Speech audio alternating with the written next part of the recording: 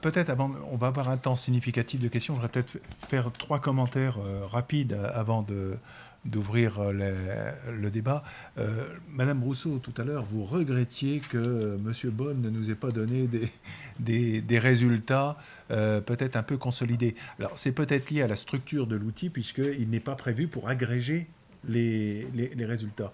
Et c'est une question que l'on peut se poser. Ce qui ne serait pas intéressant au niveau de l'ensemble des universités, d'avoir une concaténation de tous ces résultats qui permettrait peut-être d'avoir, là encore, dans la production de nos argumentaires, pas seulement face au ministère, mais face à la nation aussi, d'avoir des données bien consolidées.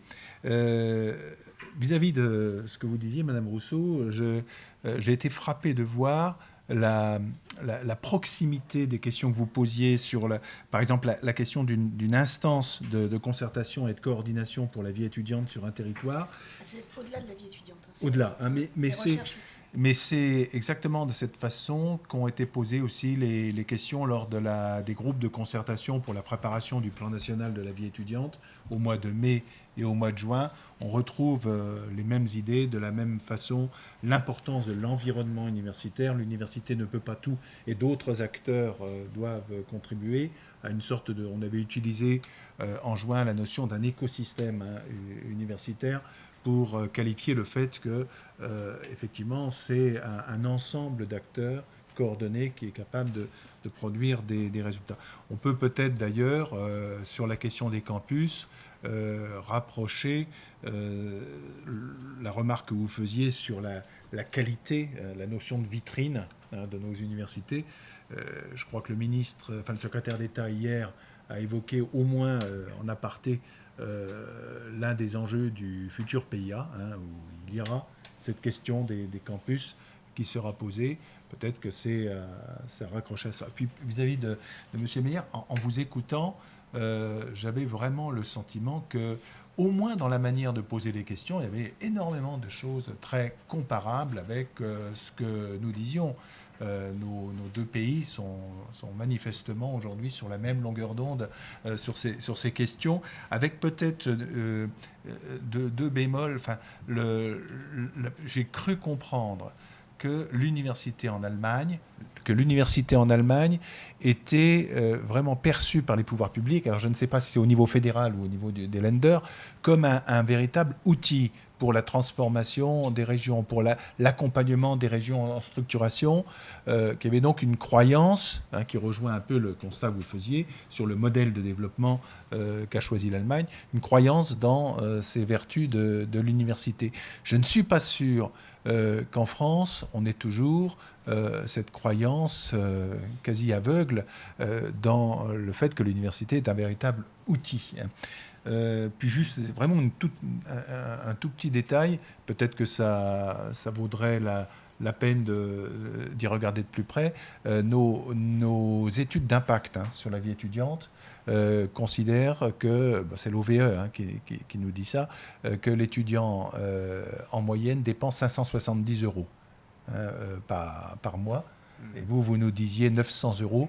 Je ne suis pas sûr que les étudiants allemands aient plus de 50% de pouvoir d'achat en plus. Donc il faudrait peut-être regarder si nous ne minorons pas nos propres données en France. Voilà. Madame Rousseau, je vous en prie. Juste sur le Parlement du savoir, il concerne la recherche aussi. On y a discuté CPER, on y a discuté innovation et comment améliorer le passage de l'entreprise de l'université vers l'entreprise. On aborde des sujets qui sont au-delà de la vie étudiante. Et je pense que sur les aspects recherche, c'est au moins aussi important que sur les aspects vie étudiante. Oui, Monsieur Bonne. Pour répondre à ce regret de ne pas avoir de résultats, il est tout à fait possible c'est une question de paramètres sur la plateforme Internet. Le micro. Merci. Oui, concernant l'agrégation des résultats, c'est une question de paramètres. C'est tout à fait possible de transformer cette plateforme pour qu'on puisse consolider une base de données suite aux renseignements faits par chacune des universités, et à ce moment-là, de présenter l'impact économique des universités françaises à l'échelle nationale. C'est juste une question de paramètres. Comme je vous ai indiqué dans la présentation, je doutais je ne pensais pas que les universités allaient fournir des données financières sur leur établissement à une entreprise privée qui met à disposition un outil de ce type. Maintenant, c'est quelque chose qui est tout à fait réalisable.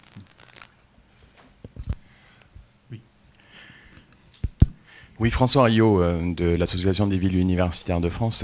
J'étais très intéressé par la présentation et je voudrais revenir sur la différence entre l'impact immédiat à court terme qu'a présenté David et Alexandre Bonne, et puis les impacts induits, les impacts différés, et qui ont une importance, à mon avis, stratégique beaucoup plus forte aujourd'hui.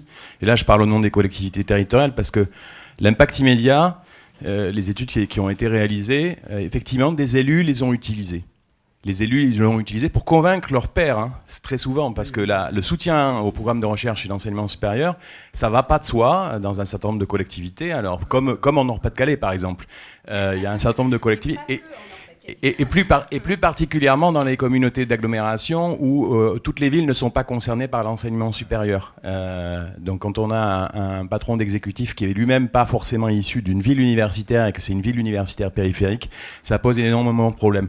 Donc là, les adhérents de la VUF font souvent utiliser les études existantes sur l'impact économique immédiat. Et effectivement, ça permet de lever certaines objections, d'éveiller un petit peu de curiosité, mais aujourd'hui, c'est plus suffisant.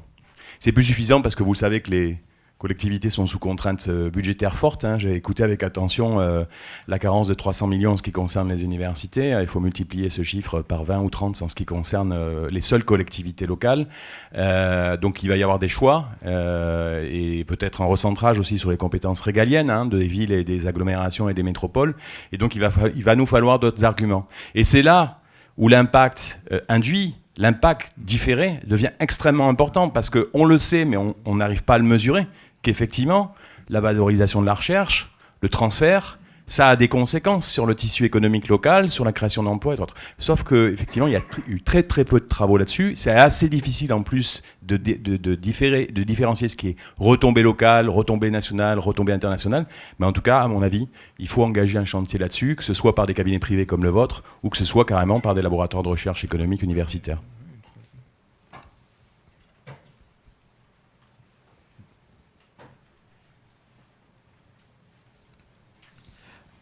Oui, je voudrais attirer l'attention sur un aspect qui me semble avoir été peu évoqué, alors qu'on aurait pu s'attendre, compte tenu de l'intitulé de la séance, à le voir davantage au cœur des débats. Je veux parler des antennes universitaires.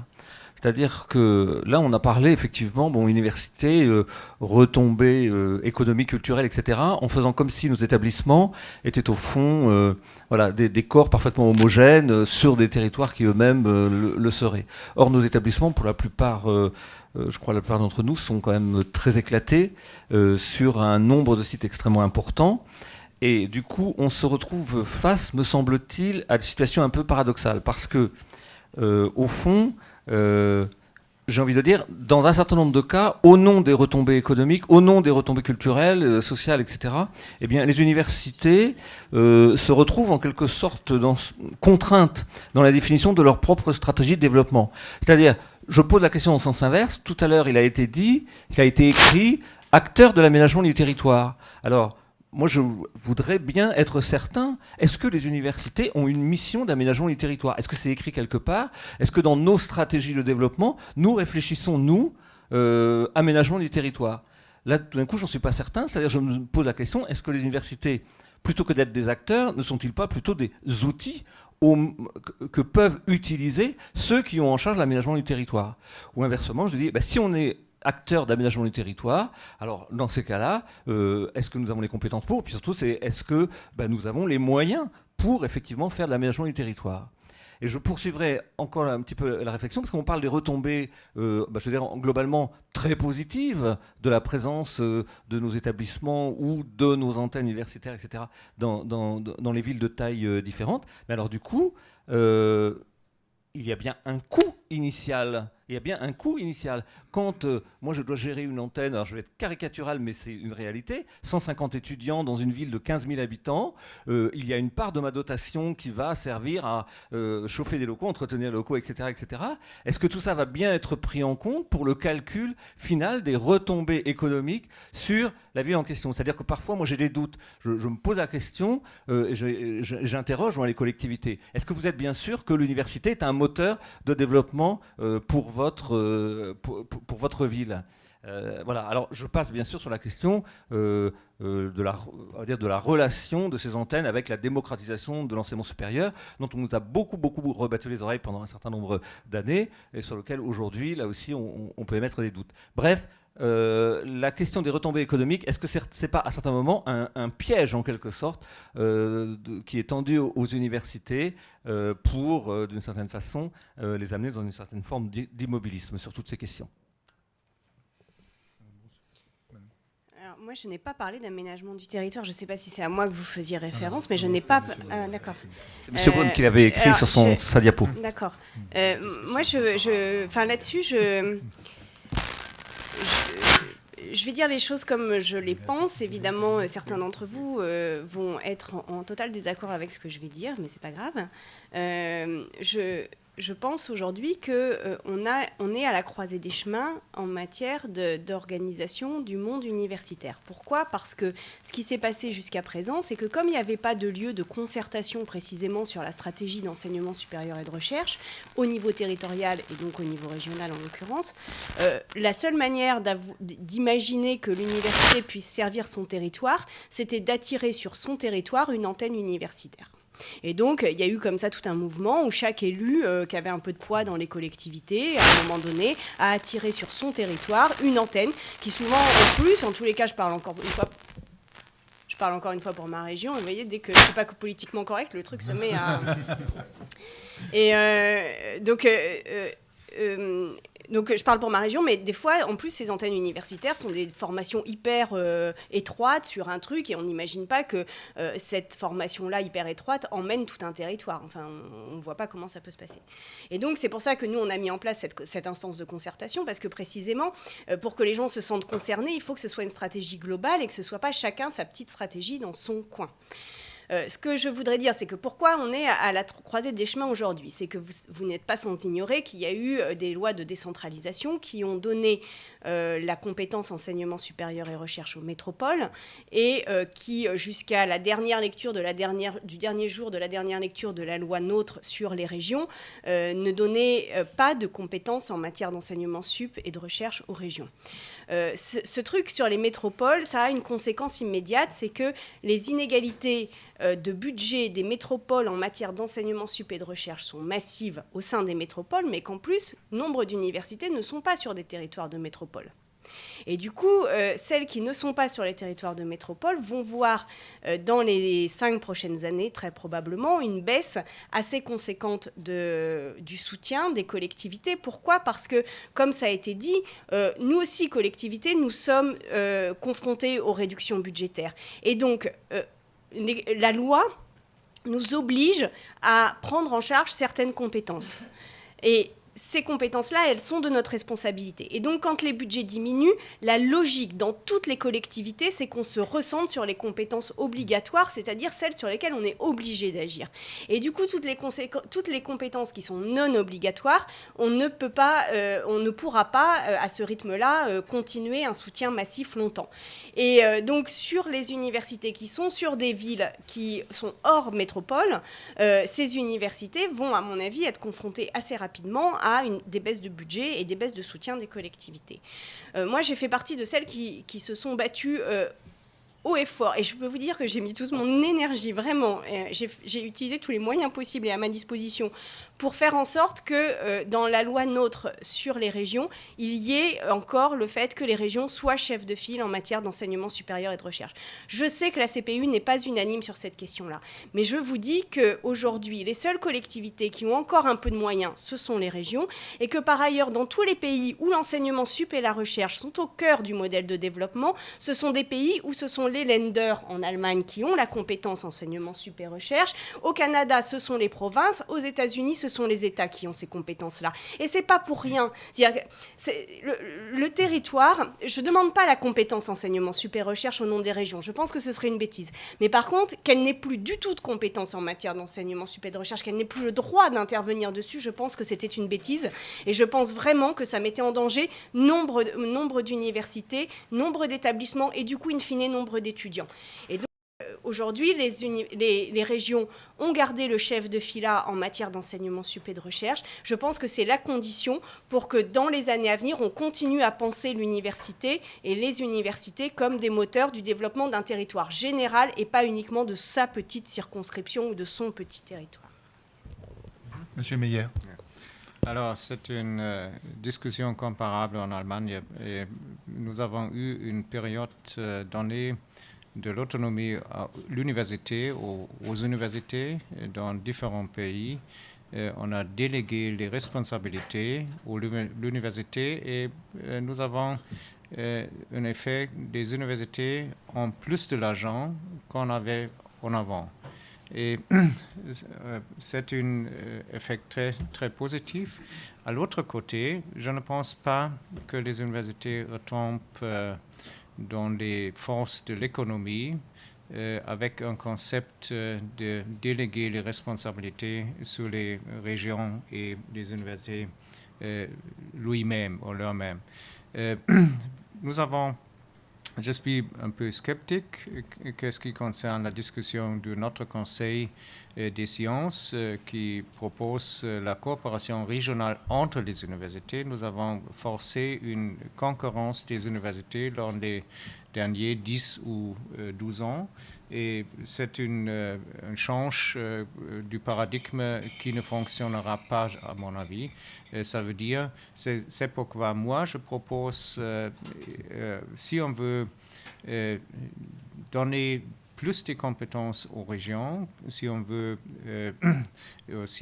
regarde les universités comme moteurs dans les régions, en coopération avec les entreprises, avec des autres acteurs, il est nécessaire de forcer les coopérations entre les universités lui-même, les entreprises, les CRUS, les communes et les autres, mais je ne pense pas qu'il y a une chance de forcer les universités, la coopération des universités ensemble. Ça, c'est un grand problème. Ça dépend seulement des régions où nous expectons une réduction des nombres des étudiants, par exemple en Allemagne de l'Est.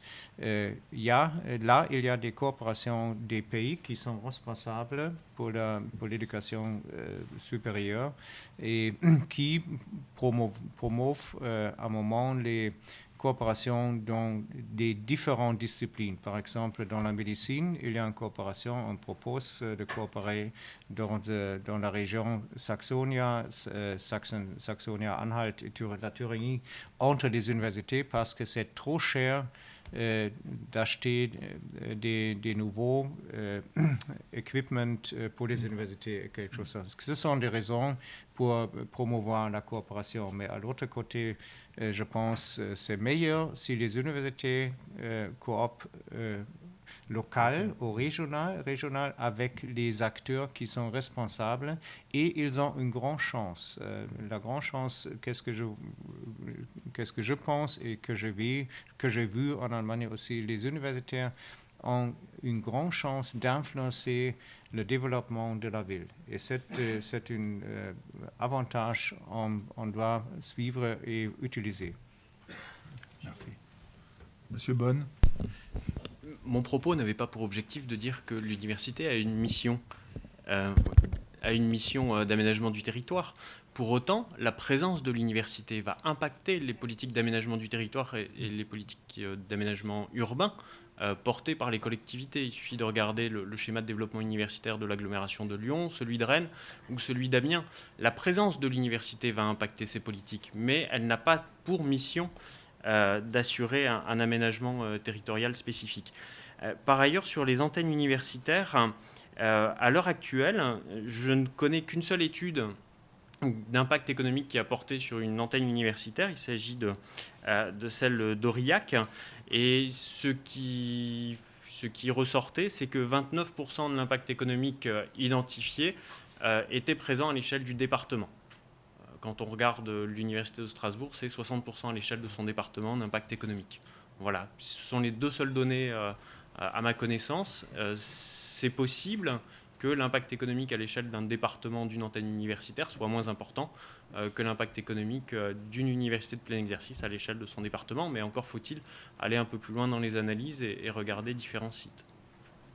Vous pourriez repréciser la signification de l'indicateur ? Comment ça fait marcher, quoi ? 29% ou 60% de quoi ? Oui, c'est à partir des dépenses de fonctionnement de l'université, donc là en l'occurrence de l'antenne universitaire. Je crois qu'à Aurillac, c'est un IUT qui est présent.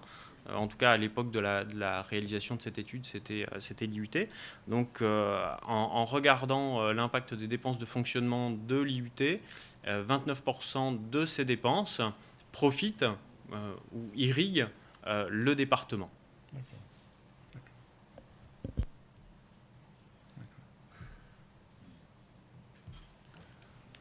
Autre question ou remarque ?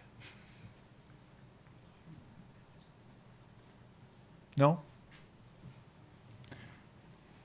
C'est une fin d'université d'été. Hein, donc je vais peut-être demander à Khaled, d'abord remercier quand même nos trois intervenants.